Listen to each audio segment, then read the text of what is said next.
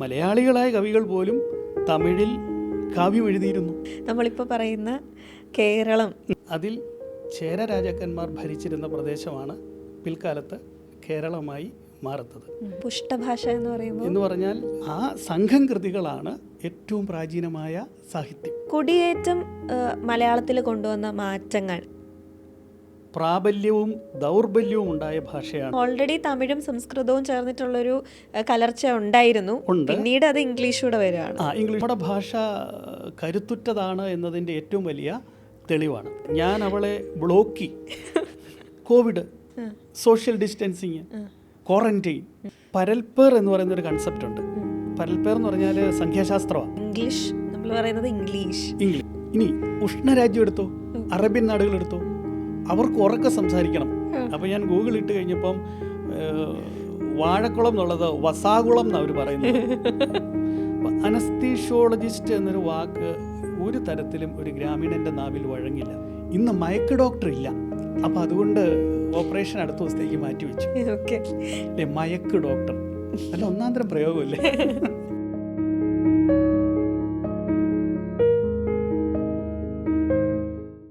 Hello, നമസ്കാരം. സംസാരത്തിൻ്റെ ഒരു പുതിയ പോഡ്കാസ്റ്റ് എപ്പിസോഡിലേക്ക് സ്വാഗതം. നമ്മളെല്ലാ ദിവസവും ഒരുപാട് ഒരുപാട് വിഷയങ്ങളും ഒക്കെ സംസാരിക്കാറുണ്ടല്ലേ. പക്ഷേ എപ്പോഴെങ്കിലും ഈ പറയുന്ന വിശേഷങ്ങളും ഒക്കെ പങ്കുവയ്ക്കുന്ന ഈ ഒരു മീഡിയമില്ലേ, ഈ ഒരു മാധ്യമം, നമ്മുടെ ഭാഷ, അതിനെപ്പറ്റി ആലോചിക്കാറുണ്ടോ? സോ അതിനെക്കുറിച്ചാണ് നമ്മൾ ഇന്നത്തെ സംസാരം പോഡ്കാസ്റ്റ് എപ്പിസോഡിലൂടെ സംസാരിക്കാനായിട്ട് പോകുന്നത്. നമ്മുടെ അതിഥിയായിട്ട് Pala saint Thomas college retired അധ്യാപകനായിട്ടുള്ള ഡേവിസ് സാറാണ് ജോയിൻ ചെയ്യുന്നത്. ഹലോ. Hi sir. അപ്പോൾ റിട്ടയർമെൻറ്റ് ലൈഫാണിപ്പോൾ. അപ്പോൾ എങ്ങനെ അതിനെക്കുറിച്ച് ജസ്റ്റ് ഒന്ന് സംസാരിച്ചിട്ട് നമുക്ക് നമ്മുടെ വിഷയത്തിലേക്ക് പോവാം അല്ലേ. എങ്ങനെയുണ്ട് റിട്ടയർമെൻറ്റ് ലൈഫ്? റിട്ടയർമെൻറ്റ് ലൈഫ് നന്നായിട്ട് പോകുന്നുണ്ട്. ഞാൻ നേരത്തെ മുതൽ സിവിൽ സർവീസിലെ ഓപ്ഷണൽ വിഷയം മലയാളം പാലാ ഇൻസ്റ്റിറ്റ്യൂട്ടിൽ എടുക്കുന്നുണ്ട്. ഇപ്പോഴും അത് തുടരുന്നു. പിന്നെ അല്പസ്വല്പമൊക്കെ എഴുതുന്ന ഒരു ശീലം എനിക്കുണ്ട്. അങ്ങനെ വായനയും എഴുത്തുമൊക്കെ ആയിട്ട് നന്നായിട്ട് പോകുന്നു. അതെ. അപ്പോൾ സർ, ഇപ്പോൾ നമ്മൾ വിഷയത്തിലേക്ക്, നമ്മുടെ മലയാള ഭാഷ എന്ന് പറയുന്ന വിഷയത്തിലേക്ക് വരികയാണെങ്കിൽ, ശരിക്കും ദ്രവീഡിയൻ ലാംഗ്വേജസിൽ 4 ലാംഗ്വേജിലുള്ളതിൽ ഒന്നാണ് മലയാളം എന്ന് പറയുന്നത്. അപ്പോൾ ശരിക്കും അറിയാത്ത ആളുകൾക്ക്, അല്ലെങ്കിൽ എന്നെപ്പോലെ ഭാഷ ഒന്നും അധികം ഫോളോ ചെയ്യാത്ത ആളുകൾക്കാണെങ്കിൽ, നമ്മൾ സിമ്പിളായിട്ട് പറയുകയാണെങ്കിൽ നമുക്ക് ദ്രവീഡിയൻ ലാംഗ്വേജ് എന്താണെന്ന് പറഞ്ഞുകൊണ്ട് തുടങ്ങാം. ഈ ദക്ഷിണേന്ത്യക്ക് പ്രാചീന കാലത്ത് തമിഴകം എന്നാണ് പറഞ്ഞിരുന്നത്. ഓക്കെ.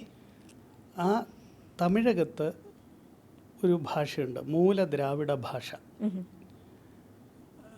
ഇന്നത്തെ കർണാടകം, കേരളം, തമിഴ്നാട്, തെലുഗു, ഇത്രയും പ്രദേശങ്ങൾ ചേർന്ന സ്ഥലമാണ് ഈ തമിഴകം. ചേര, ചോള, പാണ്ഡ്യ രാജശക്തികൾ ഭരിച്ചിരുന്ന പ്രദേശമെന്ന് പറയാം. അതിൽ ചേര രാജാക്കന്മാർ ഭരിച്ചിരുന്ന പ്രദേശമാണ് പിൽക്കാലത്ത് കേരളമായി മാറുന്നത്. ചേരലം, അതാണ് കേരളമായി പിൽക്കാലത്ത് മാറിയത്. കേരവൃക്ഷങ്ങളുടെ നാടാണ് എന്നൊക്കെ പറയാറുണ്ടെങ്കിലും അതിന് ശാസ്ത്രീയമായ അടിത്തറ പോരാ. ഇനി ചേരലകത്തിന് മറ്റൊരു നിരുക്തി കൂടി പറയാം. സമുദ്രത്തോട് ചേർന്ന് കിടക്കുന്നത് സഹ്യപർവ്വതനിരയും അറബിക്കടലും ചേർന്ന് കിടക്കുന്നതുകൊണ്ട് ചേരലകം എന്നും പറയാം. ഓക്കെ, അതാണ് നമ്മളിപ്പോൾ പറയുന്ന കേരളം. ചേര രാജാക്കന്മാർ ഭരിച്ചിരുന്ന പ്രദേശം ചേരലം, അതല്ലെങ്കിൽ ചേരലകം, അതാണ് പിൽക്കാലത്ത് കേരളമായി മാറിയത്. ഓക്കെ. അപ്പോൾ പിന്നീട് മറ്റുള്ള ഭാഷകളിലേക്ക് വരികയാണെങ്കിൽ, ഈ ദ്രവീഡിയൻ ലാംഗ്വേജിലുള്ള ബാക്കിയുള്ള ഭാഷകളിൽ നിന്ന് മലയാളം എപ്പോൾ മുതലാണ് ശരിക്കും ഒരു ഭാഷ എന്ന തലത്തിൽ ഒരു തനി ഭാഷയായിട്ട് രൂപപ്പെട്ടത്? ഈ ദ്രാവിഡ ഭാഷകൾ 21ഓളം ദ്രാവിഡ ഭാഷകൾ ഭാഷാശാസ്ത്രജ്ഞന്മാർ കണ്ടെത്തിയിട്ടുണ്ട്. ഓക്കെ. അതിൽ പുഷ്ടഭാഷകൾ 4 ഉള്ളൂ.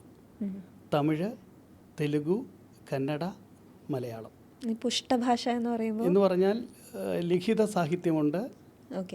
ധാരാളം ആളുകളുടെ വിനിമയ ഭാഷയുമാണ്. ഇപ്പോൾ കേരളത്തിലെ ആണെങ്കിൽ 3.5 കോടി ജനങ്ങളുടെ വിനിമയ ഭാഷയാണ് മലയാളം. അങ്ങനെ ലിഖിത സാഹിത്യവും സംസാരവുമുള്ള ഭാഷയാണ്. മറ്റ് ഭാഷകൾക്കൊന്നും പലതിനും ലിപിയില്ല. കർണാടകത്തിൽ ഇത് പല ഭാഷകൾക്കും, അതായത് ദ്രാവിഡ ഭാഷകളിൽ കൊങ്ങിണി, തുളു, തോത ഇങ്ങനെയുള്ള ഭാഷകൾക്കൊന്നും ലിപിയില്ല. ഓക്കെ. അപ്പോൾ ലിപിയും സമ്പത്തുമുള്ള ഭാഷകളെയാണ് നമ്മൾ പുഷ്ടഭാഷകൾ എന്ന് പറയുന്നത്. അത് ഈ 4 ഓക്കെ. അപ്പോൾ ഇനി നമ്മുടെ ഭാഷയുടെ ഒരു ഉൽപ്പത്തി അല്ലെ ഒരു ഉത്ഭവം അതിലേക്ക് വരികയാണെങ്കിൽ, പ്രത്യേകിച്ച് മലയാള ഭാഷയെ പറ്റി പറയുകയാണെങ്കിൽ നമ്മൾ തമിഴിൽ നിന്ന് ഉത്ഭവിച്ചു എന്നുള്ള ഒരുപാട് തരത്തിലുള്ള റിസർച്ചും കാര്യങ്ങളൊക്കെ ഓൾറെഡി നടക്കുന്നുണ്ട്. അപ്പോൾ അതെന്താ, എങ്ങനെയാണ് ശരിക്കും അതിൻ്റെ ഒരു കഥ എന്ന് പറയുമ്പോൾ? ഞാൻ മുമ്പ് സൂചിപ്പിച്ചല്ലോ, തമിഴകം എന്ന് പറയുന്ന പ്രദേശത്ത് പൊതുവായ ഒരു ഭാഷയാണ് ആദിദ്രാവിഡ ഭാഷ അല്ലെങ്കിൽ മൂലദ്രാവിഡ ഭാഷ. ആ മൂലദ്രാവിഡ ഭാഷ വേറൊരു രീതിയിൽ പറഞ്ഞാൽ തമിഴ് തന്നെയാണ്. ഓക്കെ. ആ തമിഴിൽ നിന്ന് ഉരുത്തിരിഞ്ഞു വന്ന മറ്റു ഭാഷകളാണ് കന്നഡയും തെലുഗുവും മലയാളവും ഉരുത്തിരിഞ്ഞു വന്നതാണ്. അപ്പോൾ തമിഴിൻ്റെ പുത്രി എന്ന് വേണമെങ്കിൽ നമുക്ക് മലയാളത്തെ വിശേഷിപ്പിക്കാം. ആദ്യമായി ഈ വാക്ക് ഉപയോഗിച്ചത് കാൽഡ്വൽ എന്ന് പറയുന്ന മഹാപണ്ഡിതനാണ്. തമിഴിൻ്റെ പുത്രിയാണ് മലയാളം എന്ന് പറയുന്നത്. പിന്നീട് മഹാവൈയാകരണനായ രാജരാജവർമ്മ അതൊരു സിദ്ധാന്തമാക്കി അവതരിപ്പിച്ചു. അപ്പോൾ അതുകൊണ്ട് തമിഴിനോളം പഴക്കമില്ല, തമിഴിനേക്കാൾ വളരെ ചെറുപ്പമായ പിന്നീട് വളർന്നു വന്ന ഭാഷയാണ് മലയാളം. അതെങ്ങനെയാണെന്ന് ചോദിച്ചാൽ 12ഓളം ദേശങ്ങൾ കേരളത്തിലുണ്ട്. അതിൽ 5 ദേശമാണ് ഏറ്റവും പ്രധാനപ്പെട്ടത്: കുട്ടം, കുടം, കർക്ക, വെൺ, പൂഴി. ഈ 5 പ്രദേശങ്ങളിലുണ്ടായിരുന്ന പ്രാദേശികമായ തമിഴ് കൊടുന്തമിഴ് എന്ന് പറയും. ഈ തമിഴാണ് പിൽക്കാലത്ത് മലയാളമായി പരിണമിച്ചത്. അതിൽ ഈ കുട്ടം, കുടം, കർക്ക തുടങ്ങിയ പ്രദേശങ്ങൾ ഏതാണെന്ന് ചോദിച്ചു കഴിഞ്ഞാൽ നമ്മുടെ കൊല്ലം മുതൽ പൊന്നാനി വരെയുള്ള പ്രദേശങ്ങൾ, തിരുവിതാംകൂർ, കന്യാകുമാരിയുടെ ഒരു വശം, ഇതെല്ലാം ചേർന്ന കേരളത്തിൻ്റെ ഏതാണ്ട് പ്രദേശം തന്നെയാണ് ഈ 5 ദേശങ്ങൾ. ഈ 5 ദേശത്തെ പ്രാദേശികമായ തമിഴാണ് ഇന്നത്തെ മലയാളമായി നൂറ്റാണ്ടുകൾ കൊണ്ട് പരിണമിച്ച് വളർന്നു വന്നത്. അപ്പം ഏകദേശം എനിക്ക് തോന്നുന്നു 8th സെഞ്ച്വറിയിലാണോ നമ്മുടെ മലയാളം ഒരു തനി ഭാഷ എന്നുള്ള രീതിയിൽ തമിഴിൽ നിന്ന് മാറിയൊക്കെ തമിഴിൽ നിന്ന് മാറി നമുക്ക് ഒരു ഐഡൻറ്റിറ്റിയിലേക്ക് വളരുന്നത് 12ാം നൂറ്റാണ്ടോടു കൂടിയാണ്. ഓക്കെ. നമ്മുടെ ഏറ്റവും പ്രാചീനമായ കൃതിയുടെ പേര് രാമചരിതം. അത് 12ാം നൂറ്റാണ്ടിലാണ് ആ കൃതി ഉണ്ടാവുന്നത്. പക്ഷെ അന്ന് നമുക്ക് സ്വന്തമായി ലിപി ഇല്ലാത്തതുകൊണ്ട് തമിഴിൻ്റെ വട്ടെഴുത്ത് പാഠത്തിലാണ് ആ ലിപി രൂപപ്പെട്ടു വന്നതും എഴുതിയതും. തമിഴിൽ അന്ന് 12 സ്വരാക്ഷരങ്ങളും 18 വ്യഞ്ജനാക്ഷരങ്ങളും ചേർന്ന് 30 അക്ഷരങ്ങളേ ഉള്ളൂ. ഇപ്പോഴും അതേ ഉള്ളൂ. ഈ 30 അക്ഷരങ്ങൾ കൊണ്ടാണ് രാമചരിതം എഴുതപ്പെട്ടത്. അപ്പോൾ അതുകൊണ്ട് തന്നെ രാമചരിതം വായിക്കുന്ന ഒരാൾക്ക് അത് തമിഴാണെന്ന് പെട്ടെന്ന് തോന്നിപ്പോവും. ഈ വട്ടെഴുത്ത് എന്ന് ഉദ്ദേശിക്കുന്നത് അതൊക്കെ തമാശയുള്ള കാര്യങ്ങളാണ്. നമുക്ക് ഈ ലിപി എഴുതാൻ ഉപയോഗിച്ചിരുന്നത് പനയോലയാണ്. നാരായം എന്ന് പറയുന്ന ഒരു ഇരുമ്പ് കോലാണ് അതിനുപയോഗിച്ചിരുന്നത്. ആ ഇരുമ്പ് കോലിൽ നമ്മൾ ലിപി എഴുതുമ്പം നേർരേഖയോ കുറുവരയോ വന്നാൽ ഓല കീറിപ്പോവും. അപ്പോൾ ഓല കീറിപ്പോകാതിരിക്കാൻ വേണ്ടിയിട്ടാണ് അക്ഷരങ്ങളിങ്ങനെ വട്ടത്തിൽ ഈ ഒരു വട്ടം രൂപം വന്നത്. പിന്നീട് ബെഞ്ചമിൻ ബെയ്ലി അച്ചടി രൂപപ്പെടുത്തിയപ്പോൾ ആ തനിമ നിലനിർത്തി അവതരിപ്പിക്കുകയും ചെയ്തു. ഈ വട്ടെഴുത്തെന്ന് പറയുന്ന പാഠം തന്നെ നമ്മൾ കല്ലിലോ ഓടിലോ ആണെങ്കിൽ അതിന് വെട്ടെഴുത്തെന്ന് പറയും, വെട്ടി വെട്ടി എഴുതുന്നത്. ഇനി കോലെന്ന് ഉദ്ദേശിക്കുന്ന നാരായം എഴുതുന്നതുകൊണ്ട് അതിന് കോലെഴുത്തെന്നും പറയും. ഇനി അല്ല, രാജാക്കന്മാരുടെ സദസ്സുകളിൽ രാജാവിൻ്റെ കൽപ്പനകളൊക്കെ എഴുതിയെടുക്കുന്ന എഴുത്തുകാരുണ്ട്, അവരെയും കോയിലെഴുത്തുകാർ എന്ന് പറയും. അപ്പോൾ സത്യത്തിൽ വട്ടെഴുത്ത്, കോലെഴുത്ത്, വെട്ടെഴുത്ത് എന്നെല്ലാം പറയുന്നത് പ്രാദേശികമായ ചില ഭേദങ്ങളുള്ള മലയാളം തന്നെയായിരുന്നു. ഓക്കെ. മണിപ്രവാളം എന്ന് പറയുന്ന ഒരു ഭാഷയുണ്ടല്ലോ, അതായത് സംസ്കൃതവും തമിഴും കൂടി കലർന്നതാണ് ഈ മണിപ്രവാളം എന്ന് പറയുന്ന ഭാഷ എന്ന് ഞാൻ കേട്ടിട്ടുണ്ട്. അപ്പം അതിൽ നിന്ന് പിന്നീട് രൂപപ്പെട്ട ഒരു ഭാഷയായിട്ടാണോ നമുക്ക് മലയാളത്തിനെ കാണാൻ പറ്റുന്നത്? അതിനൊരു മറ്റൊരു വശം കൂടിയുണ്ട്. അതായത് നമ്മൾ ദ്രാവിഡ ജനതയാണല്ലോ. ഈ ഇടത്തേക്ക് ഏതാണ്ട് ഒരു 8ാം നൂറ്റാണ്ട് മുതൽ ആര്യാധിനിവേശം ഉണ്ടാവുകയാണ്. ആര്യന്മാർ, അതായത് നമ്പൂതിരി ബ്രാഹ്മണന്മാർ, അവർ അത് വടക്കേ ഇന്ത്യയിൽ നിന്നാണ്. ഗുജറാത്ത് പോലെയുള്ള സ്ഥലങ്ങളാണ്. കർണാടക, തുളുനാട് എന്ന് പറഞ്ഞാൽ കർണാടകമാണ്. ഇവിടെ നിന്ന് ഇങ്ങനെ പല പ്രദേശങ്ങളിൽ നിന്നാണ്, ഏതായാലും വടക്കേ ഇന്ത്യയിൽ നിന്നാണ് അവരിങ്ങോട്ട് വന്നത്. അവിടെ ഈ മുഹമ്മദീയ ആക്രമണത്തിൻ്റെ ഫലമായിട്ട് കൂടിയാണ് അവർക്ക് അവിടെ നിന്ന് പലായനം ചെയ്യേണ്ടി വരുന്നത്. അങ്ങനെ അവർ കുടിയേറിയത് കേരളത്തിലാണ്. എന്തുകൊണ്ടാണ് കേരളത്തിൽ കുടിയേറിയെന്ന് പറഞ്ഞാൽ കേരളത്തിൻ്റെ സമൃദ്ധി തന്നെയാണ്. നല്ല കാലാവസ്ഥ, ഇഷ്ടംപോലെ മഴ, ജലസമൃദ്ധി, വിഭവസമൃദ്ധി. ഇത് അവർ കടന്നു വരുന്ന മറ്റ് സ്റ്റേറ്റുകളിലൊന്നും ഇത്രയില്ല. അപ്പോൾ അതുകൊണ്ടാണ് ഇവർ കേരളത്തിലേക്ക് 8-ാം നൂറ്റാണ്ട് മുതൽ 1-ാം നൂറ്റാണ്ട് മുതൽ ഉണ്ടായിരുന്നു എന്നൊക്കെ ചില പണ്ഡിതന്മാർ പറയുന്നുണ്ട്. എങ്കിലും പ്രബലമായി വരുന്നത് 8-ാം നൂറ്റാണ്ട് മുതലാണ്. അവരിവിടെ വന്ന് ക്ഷേത്ര കേന്ദ്രിതമായി ഒരു ആവാസ വ്യവസ്ഥിതി രൂപപ്പെടുത്തിയെടുത്തു. അപ്പോൾ അങ്ങനെ അവരിവിടുത്തെ ഒരു പ്രബല സമൂഹമായി മാറി. എല്ലാ കുടിയേറ്റത്തിനുമുള്ളൊരു പ്രത്യേകത എന്ന് പറഞ്ഞാൽ സ്ത്രീകൾ എപ്പോഴും കുറവായിരിക്കും, പുരുഷന്മാരാണ് കുടിയേറുന്നത്.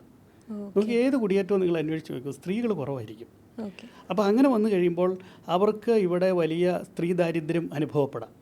അപ്പോൾ അങ്ങനെ വരുമ്പോൾ ഇവിടെയുള്ള സ്ത്രീകളുമായി കല്യാണം കഴിച്ചോ അല്ലാതെയുള്ള ബന്ധങ്ങളിലേക്ക് വഴിമാറും.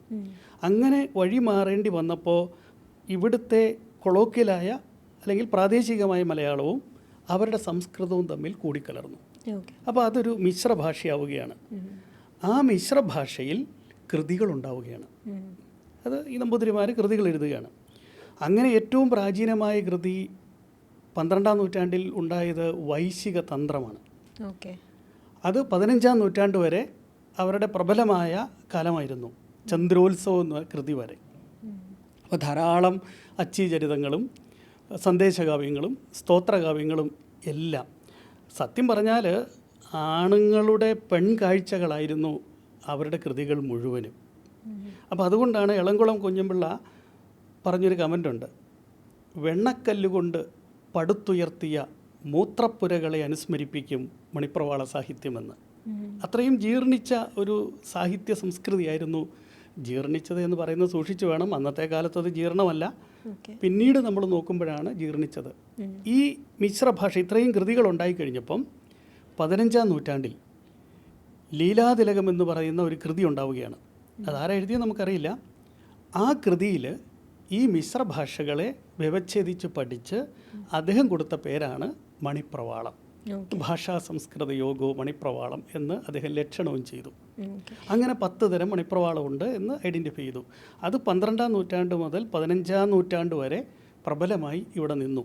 അപ്പോഴുള്ള ഒരു കാര്യം കൂടെ ഓർക്കണം, ഇത് സവർണ ഭാഷയായും പിന്നെ സാധാരണക്കാർ സംസാരിക്കുന്ന ഒരു അവർണ ഭാഷ എന്ന നിലയിലും ഇവിടെ മലയാളം നിന്നിരുന്നു. അപ്പോൾ 2 ധാരയായിട്ടാണ് ഭാഷ വളർന്നതും വികസിച്ചതും. വരേണ്യവർഗത്തിൻ്റെ ഭാഷയും വരേണ്യരല്ലാത്തവരുടെ ഭാഷയും. വേറെ സാങ്കേതികമായ സംജ്ഞ ഉപയോഗിച്ച് പറഞ്ഞാൽ ത്രൈവർണികർ എന്ന് പറഞ്ഞാൽ ബ്രാഹ്മണൻ, ക്ഷത്രിയൻ, ശൂദ്രൻ, ഇവരാണ് ത്രൈവർണികർ. അതിന് താഴേക്കുള്ളവരുടെ ഭാഷയാണ് അവർണ ഭാഷയായി കരുതിയിരുന്നത്. അങ്ങനെ 2 തരത്തിലുള്ള മലയാളം ഇവിടെ ഉണ്ടായി. രാമചരിതം പോലെയുള്ള ഭാഷ ഈ അവർണ ഭാഷ എന്ന് ഇവർ വ്യവച്ഛേദിച്ച ഭാഷയിലാണ് എഴുതപ്പെട്ടത്.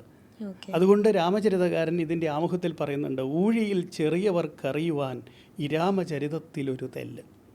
ആ ചെറിയവർ എന്ന് ഉദ്ദേശിക്കുന്നത് സംസ്കൃതത്തിലോ തമിഴിലോ ഒന്നും വലിയ പാണ്ഡിത്യമില്ലാത്ത സാധാരണക്കാരായ ആളുകളെയാണ്.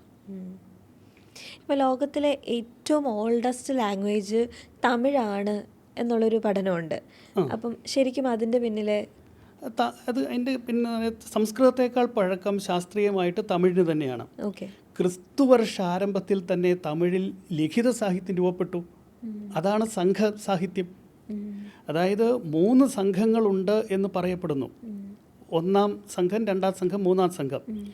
1ഉം 2ഉം സംഘത്തിലെ കൃതികളൊന്നും നമുക്ക് കണ്ടു കിട്ടിയിട്ടില്ല. 3ാമത്തെ സംഘം നമ്മുടെ ഈ മീനാക്ഷി ക്ഷേത്രം സ്ഥിതി ചെയ്യുന്ന മധുര കേന്ദ്രീകരിച്ചുള്ളതായിരുന്നു. ഈ 3ാം സംഘത്തിലെ കൃതികൾ മാത്രമേ നമ്മൾ കണ്ടു കിട്ടിയിട്ടുള്ളൂ. അത് ക്രിസ്തുവർഷാരംഭം മുതൽ ഒരു 4-5 നൂറ്റാണ്ട് വരെ എന്നൊക്കെ പറയുന്നു. ആ സംഘം കൃതികളാണ് ഏറ്റവും പ്രാചീനമായ സാഹിത്യം.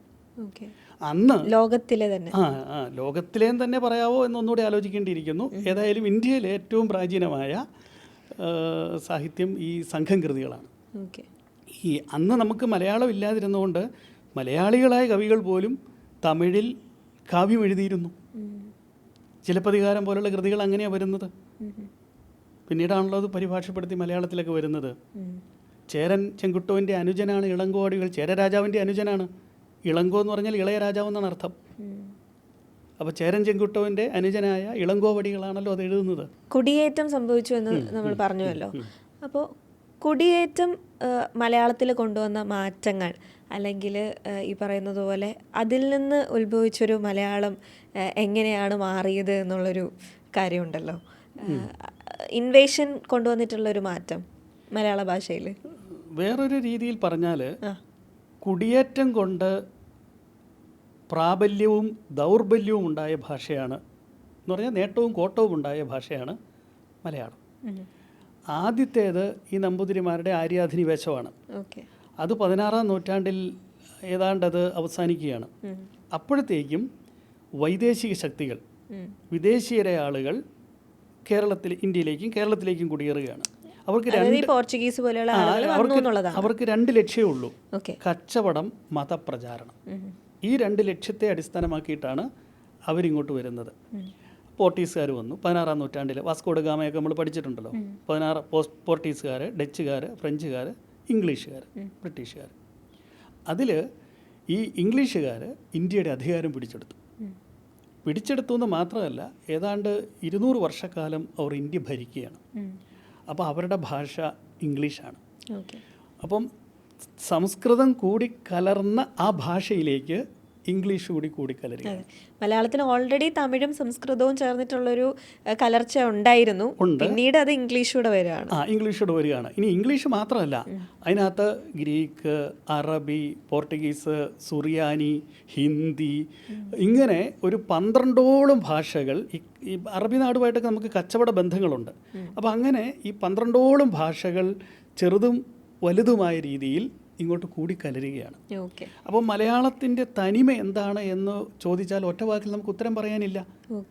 നമുക്ക് ചെറിയ തമിഴും ഒക്കെ ആയിട്ട് കഴിഞ്ഞിട്ട് നമ്മളിലേക്ക് സംസ്കൃതം കയറി, ഇംഗ്ലീഷ് കയറി, പിന്നെ കച്ചവട ബന്ധം വഴി ഈ ഭാഷകളെല്ലാം കൂടിക്കലരുമ്പോൾ ഉള്ള ഒരു പ്രത്യേകത, ആ ഭാഷയുടെ പ്രത്യേകത, അതിൻ്റെ സംസ്കാരം, അതിൻ്റെ വ്യാകരണമായ പ്രത്യേകതകൾ, ഇതെല്ലാം കൂടി ഇതിനകത്തോട്ട് വരും. അതുകൊണ്ട് ശുദ്ധ മലയാളം എന്നത് വാസ്തവത്തിലൊരു സങ്കല്പം മാത്രമാണ്. തനി മലയാള പദങ്ങൾ ഉപയോഗിച്ച് സംസാരിക്കുക എന്ന് പറയുന്നത് പലപ്പോഴും ഒരു വിഡ്ഢിത്തമായിട്ടേ എനിക്ക് തോന്നാറുള്ളൂ. ഇനി ഒരു കാര്യം കൂടെ ഓർക്കുക, പദങ്ങളൊക്കെ സ്വീകരിക്കുമ്പോൾ ഈ സ്വീകരിക്കുന്ന പദങ്ങളെല്ലാം നാമപദങ്ങളാണ്. വെർബല്ല, നാമമാണ്. നാമപദങ്ങൾ കടന്നു കയറുന്തോറും ഭാഷ സമ്പന്നമാവും.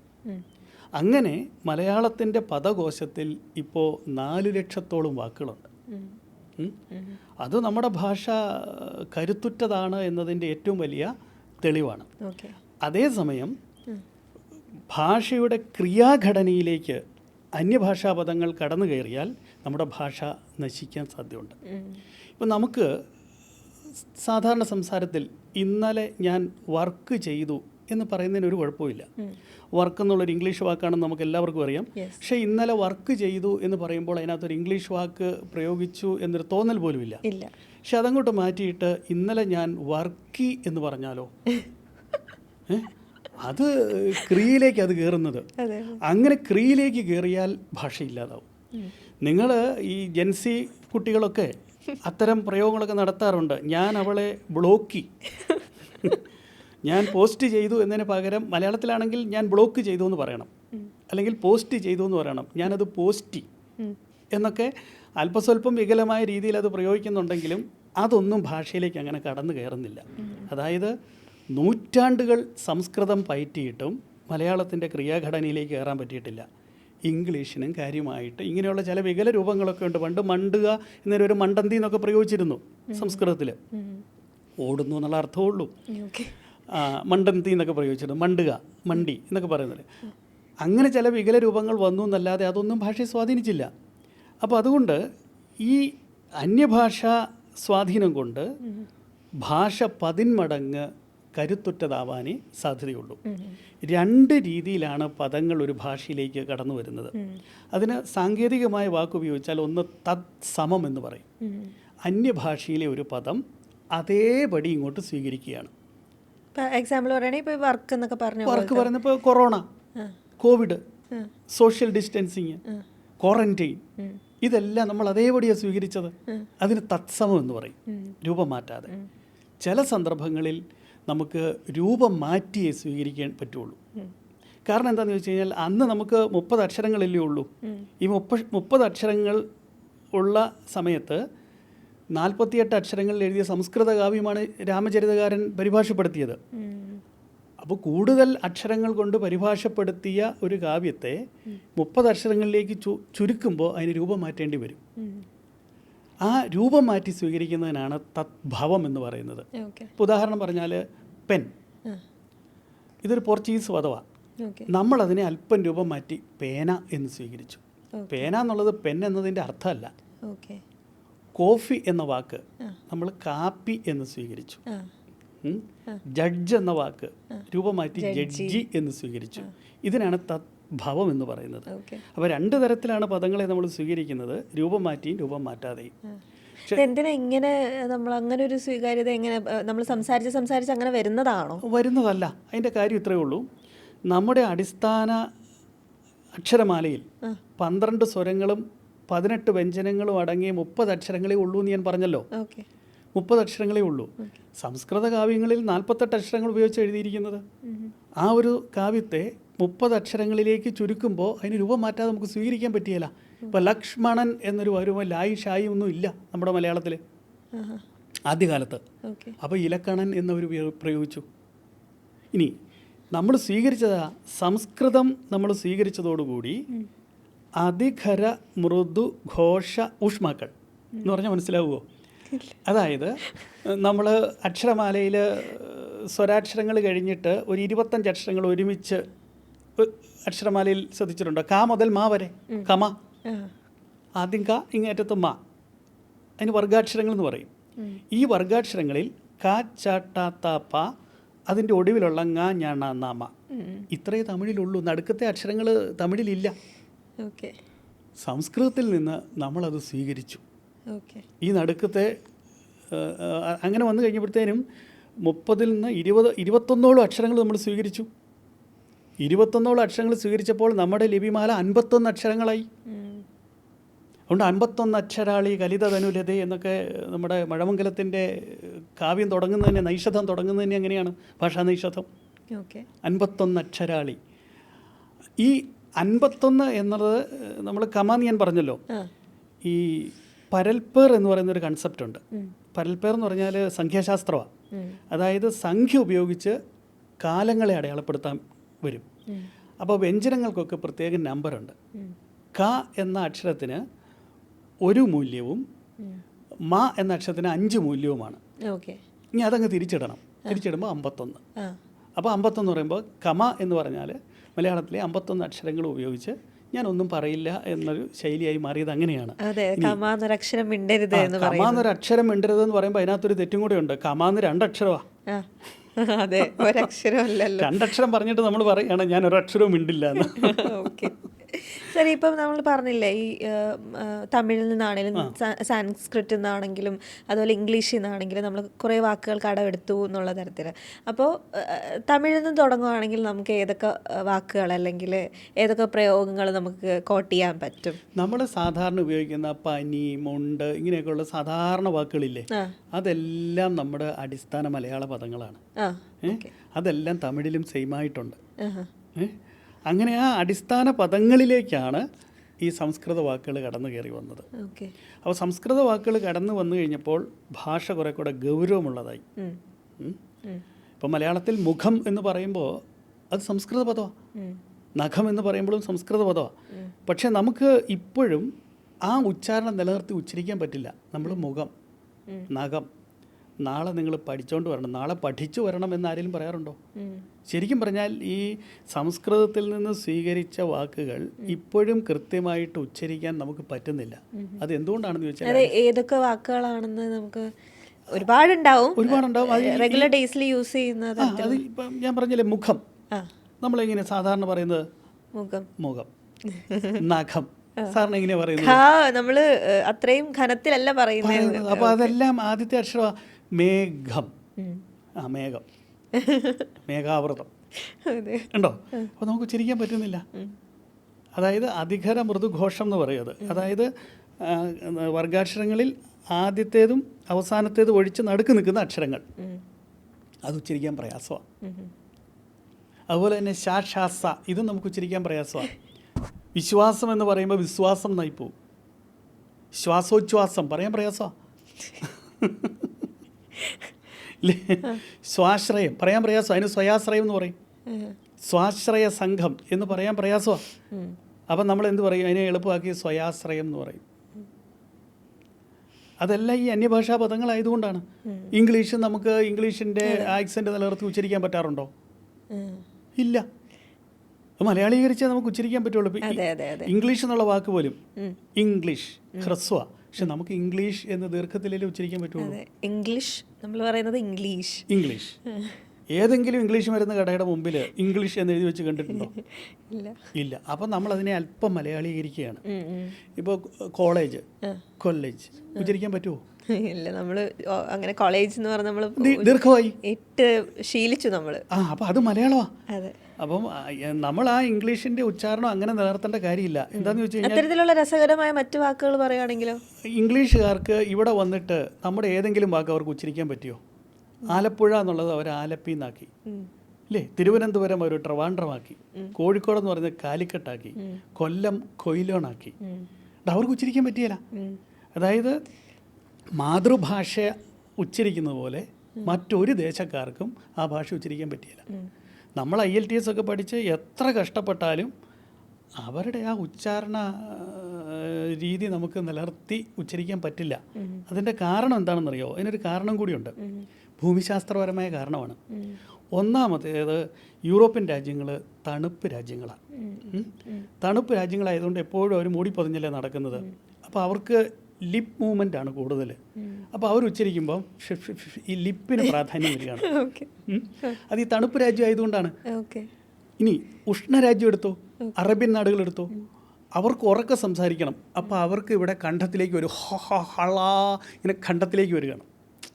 അത് ഉഷ്ണരാജ്യം ആയതുകൊണ്ടാണ്. നമ്മുടെ നാട് സമശീത ഉഷ്ണരാജ്യമാണ്.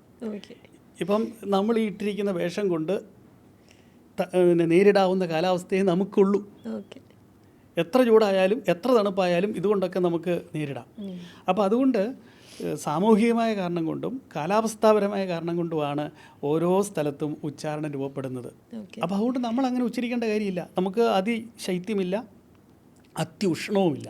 അപ്പം നമ്മുടെ ഉച്ചാരണ അവയവങ്ങൾ രൂപപ്പെട്ടിരിക്കുന്നത് ആ രീതിയിലാണ്.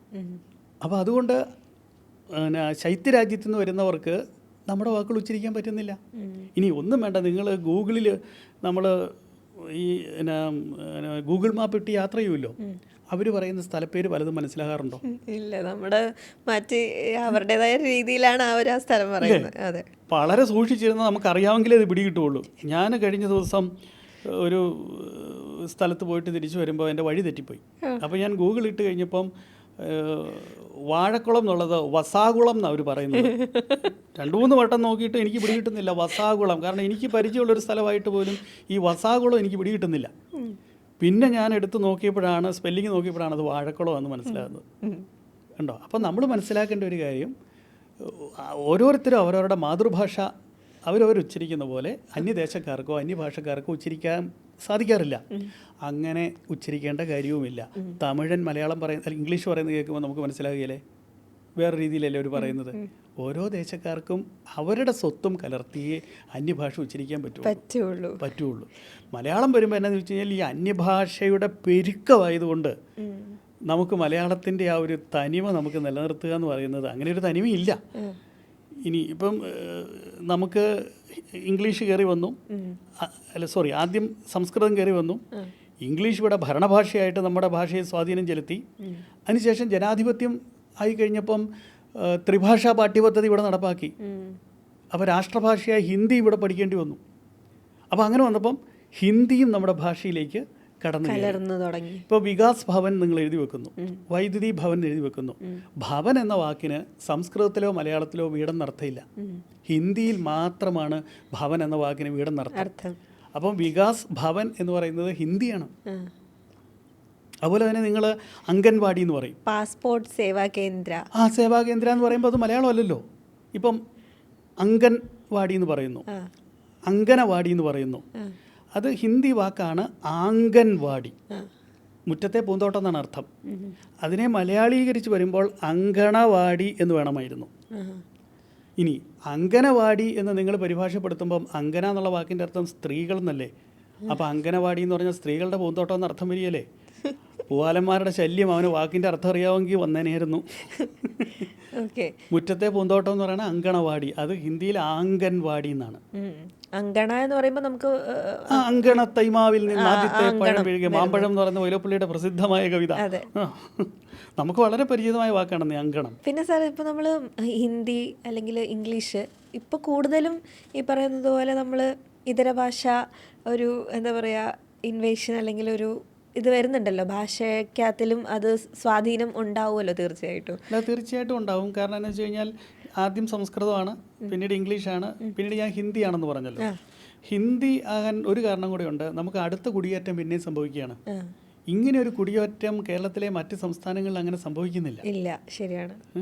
ഇപ്പോൾ ഇവിടെ അന്യസംസ്ഥാന തൊഴിലാളികൾ, അതിഥി തൊഴിലാളികൾ എന്ന് പറയുന്നത് ഏതാണ്ട് 30 ലക്ഷത്തിന് മുകളിലുണ്ട് എന്ന് സർക്കാരിൻ്റെ കണക്ക്. ശരിക്കും അതിൽ കൂടുതൽ ആളുകൾ ഇവിടെ ഉണ്ടാവും. അപ്പോൾ അവരുടെ നമ്മളീ പറയുന്ന 3 കോടിയിൽ 30 ലക്ഷവും ഒരുപക്ഷെ ഇതര സംസ്ഥാനത്ത് ഒരു കാര്യമുണ്ട്, നമ്മൾ ഇവിടുന്ന് കുടിയേറുന്നുണ്ട്. നമ്മുടെ യുവജനങ്ങൾ മുഴുവനും ഓസ്ട്രേലിയ, കാനഡ തുടങ്ങിയ മറ്റ് സ്ഥലങ്ങളിലേക്ക് മൈഗ്രേറ്റ് ചെയ്യുകയാണ്. അപ്പോൾ ശരിക്കും പറഞ്ഞാൽ ആ ഗ്യാപ്പായിരിക്കാം അവരിവിടെ. അതെ. അപ്പോൾ അത് എത്രത്തോളം ഭാഷയിലേക്ക്, ഇപ്പോൾ നമ്മൾ ഈ പറഞ്ഞ പോലെ എന്താണ് ഭവൻ എന്നുള്ള തരത്തിലുള്ള വാക്കുകൾ നമ്മൾ ഓൾറെഡി മെൻഷൻ ചെയ്തു, അതുപോലുള്ള മറ്റ് വാക്കുകൾ നമ്മൾ റെഗുലർ ഡേയ്സിൽ യൂസ് ചെയ്യുന്ന പോലത്തെ വാക്കുകൾ സാർ ശ്രദ്ധയിൽപ്പെട്ടിട്ടുണ്ടോ? പറയാം. അതെന്താണെന്ന് വെച്ച് കഴിഞ്ഞാൽ ഇവിടെ സംസ്കൃതം മാതൃഭാഷയായിട്ടുള്ള ആര്യന്മാർ അവർ സവർണ വിഭാഗമാണ്. അവർ വളരെ പെട്ടെന്ന് നമ്മുടെ അധികാര സ്ഥാനത്തേക്ക് അവർ കയറി വന്നു. പിന്നീട് വന്ന ഇംഗ്ലീഷുകാരും അധികാര സ്ഥാനത്തേക്ക് കയറി വന്നു. അതുകൊണ്ടാണ് അവരുടെ ഭാഷ അത്രയും വേഗം പ്രചരിച്ചത്. ഇവർ പക്ഷേ തൊഴിലാളികളായിട്ടാണ് വന്നത്. അപ്പോൾ തൊഴിലാളികളായിട്ട് വന്നതുകൊണ്ടും മലയാളിയുടെ ഒരു അടിസ്ഥാന സ്വഭാവം ഉള്ളിൻ്റെ ഉള്ളിലെ ഒരു പുച്ഛമുണ്ടല്ലോ. ഈ ജോലിയെല്ലാം ചെയ്യുമ്പോഴും അവരെ നമ്മളെപ്പോഴോ ഇങ്ങനെ അകറ്റി നിർത്തിയിരിക്കുകയാണ്. അപ്പോൾ അതുകൊണ്ടാണ് അവരുടെ ഒരു ഹിന്ദി അത്ര പെട്ടെന്ന് നമ്മുടെ ഭാഷയിലേക്ക് കലരാത്തത്. അതേസമയം കേന്ദ്രം ഭരിക്കുന്നത് BJP ആയതുകൊണ്ടും പുതിയ പദങ്ങളും പേരുകളും ശൈലികളും ഒക്കെ ആ ഒരു ഹിന്ദി മട്ടിലാണല്ലോ. സ്വച്ഛ ഭാരത് ഇങ്ങനെയൊക്കെയുള്ള വാക്കുകളെല്ലാം വരുന്ന എല്ലാം ഹിന്ദി ആണല്ലോ. അപ്പോൾ അങ്ങനെ ആ ഭരണഭാഷ എന്ന നിലയിൽ അത് നമ്മുടെ ഭാഷയിലേക്ക് കയറി വരുന്നുണ്ട്. പിന്നെ അതുകൂടാതെ ഇപ്പം നമ്മുടെ രീതി അനുസരിച്ച് സതീശൻ എന്നതാണ് ശരിയായ പേര്. പക്ഷെ നമുക്കത് ഇഷ്ടമല്ല. നമ്മളത് ഹിന്ദി മട്ടിൽ പരിഷ്കരിച്ച് സതീഷ്, രമേശൻ, വിഷ്ണു ആണല്ലോ, രമയുടെ ഈശൻ വിഷ്ണുവാണ്, രമേഷ്, ഭാസ്കരൻ, ഭാസ്കർ, സുകുമാരൻ, സുകുമാർ, ഇങ്ങനെയെല്ലാം നമ്മൾ പരിഷ്കരിക്കുമ്പോൾ അത് നമ്മളറിയാതെ ആ ഹിന്ദി അവിടെ പ്രകടമാവുകയാണ്. അതുപോലെ തന്നെ നമ്മൾ ശ്രദ്ധിക്കേണ്ട മറ്റൊരു കാര്യമുണ്ട്. ഈ അന്യസംസ്ഥാന തൊഴിലാളികൾ ഇങ്ങോട്ട് വന്നതുപോലെ അന്യസംസ്ഥാന ബാങ്കുകൾ എന്തുമാത്രമാണ് കേരളത്തിലേക്ക് വന്നിരിക്കുന്നത്. Canara bank, bank of Baroda, Punjab nationalised bank, bank of Maharashtra, ഇങ്ങനെ അന്യസംസ്ഥാന ബാങ്കുകൾ വന്ന് അവർ കേരളം പിടിച്ചെടുത്തിരിക്കുകയാണ്. അപ്പോൾ അതിന് ബദലായി നമ്മളൊരു ബാങ്ക് ഉണ്ടാക്കി, കേരള ഗ്രാമീൺ ബാങ്ക്. സത്യത്തിൽ ഗ്രാമീണ ബാങ്ക് എന്നായിരുന്നു മലയാളത്തിൽ വരേണ്ടത്. ഗ്രാമീൺ എന്നിട്ടപ്പോൾ അത് ഹിന്ദിയായി. ഹിന്ദിയാണ്. നമ്മളൊരു പേരിട്ടപ്പോഴും നമ്മൾ ഹിന്ദിയിലാണ് പേരിടുന്നത്. മലയാളീകരിച്ച് ഗ്രാമീണ ബാങ്ക് ഇടാൻ നമുക്ക് പറ്റുന്നില്ല. അപ്പോൾ ശരിക്കും പറഞ്ഞാൽ അന്യസംസ്ഥാന, പക്ഷേ ഇതിനകത്തിലെ നമ്മുടെ ഈ പറയാനുള്ളൊരു ഉച്ചാരണത്തിൻ്റെ എളുപ്പവും അവിടെ ഒരു അത് നമ്മളെ സ്വാധീനിക്കുന്നുണ്ട്. ഈ സാമൂഹികമായി, അതായത് ഏത് മാറ്റങ്ങളും സാമൂഹികമായിട്ടാണ് വരുന്നത്. സാമൂഹികമായി വരുന്ന മാറ്റം ഭാഷയിലേക്കും നമ്മുടെ ജീവിത ശൈലികളിലേക്കും ഒക്കെ കടന്നു വരും. ഇപ്പോൾ ഒരു ഭക്ഷണ സംസ്കാരം, ഇപ്പോൾ അറേബ്യൻ ഭക്ഷണങ്ങൾ നമുക്ക് ഒരുപാട് ഇഷ്ടമാണല്ലോ. അതൊരു പുതിയ സംസ്കാരം ഇവിടെ രൂപപ്പെട്ടതല്ലേ അത്? നേരത്തെ അതില്ലായിരുന്നല്ലോ. ഇനി മാത്രമല്ല, സാധാരണ ബേക്കറി ചെല്ലുമ്പോഴും ബർഗർ, പിസ്സ, ഇതൊക്കെ വന്നിട്ടൊരു 10-15 വർഷത്തിൽ കൂടുതലായിട്ടില്ലല്ലോ. നമ്മുടെ പരിപ്പ് വട, ഉഴുന്നുവട, ഏത്തയ്ക്കാപ്പം എന്നൊക്കെ പറയുന്നതൊക്കെ ഇന്ന് ന്യൂ ജെൻ ആർക്കും വേണ്ടല്ലോ. എല്ലാവരും ഇത്തരം ഭക്ഷണം, ഇതൊന്നും നമ്മുടേതല്ല. അപ്പം ഭക്ഷണ സംസ്കാരം ഉണ്ടാകുന്നു, വസ്ത്ര സംസ്കാരം ഉണ്ടാകുന്നു. അങ്ങനെ വരുമ്പോൾ പിന്നെ ഒരു കാര്യം കൂടെ ഓർക്കുന്നുണ്ട്. ഏതാണ്ട് 1 കോടിയോളം ജനങ്ങൾ ഇന്ത്യക്ക് വെളിയിലാണ്. അപ്പോൾ അവരുടെ ഭാഷയും അവരുടെ സംസ്കാരവും ഒക്കെ ഇൻഡയറക്റ്റായിട്ട് ഇങ്ങോട്ട് വരും. അങ്ങനെ എപ്പോഴും കലർന്ന് ആണ് നമ്മുടെ ഭാഷ ഇത്രയും സമ്പന്നമായി നിൽക്കുന്നത്.